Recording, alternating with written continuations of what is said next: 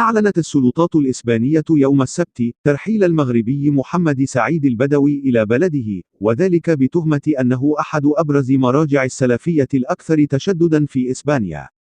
وقالت السلطات في بيان إن المغربي البالغ 40 عامًا رحل صباح السبت إلى وطنه، مشيرة إلى أن عملية الترحيل جاءت بعدما قضى عدة أسابيع موقوفًا في مركز لاحتجاز الأجانب بمدينة برشلونة.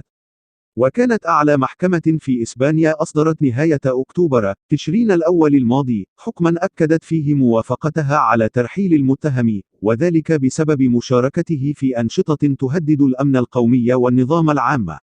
حينها قالت المحكمة إن الشرطة الإسبانية تعتبر المتهم أحد المراجع الرئيسية في إسبانيا للسلفية الأكثر تشددًا التي يدعو إليها، وله تأثير أدى إلى زيادة التطرف في منطقة تاراغونا في كاتالونيا منذ مجيئه إليها.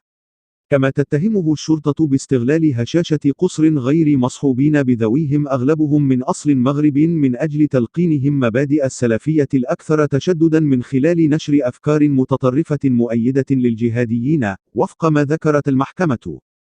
يشار إلى أن المتهم البدوي يعتبر شخصية عامة في منطقته، ويرأس جمعية الدفاع عن حقوق الجالية المسلمة، أديب كوم، ومقرها الرئيسي في مدينة ريوس، كما يقدم نفسه على أنه ناشط اجتماعي ومناهض للعنصرية.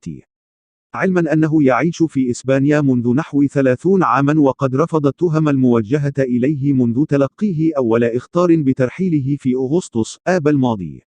وسبق للسلطات الإسبانية أن قامت في نهاية سبتمبر أيلول الماضي بطرد إمامين مغربين من أراضيها، بسبب تهم قالت إنها تتعلق بالتطرف والراديكالية الإسلامية.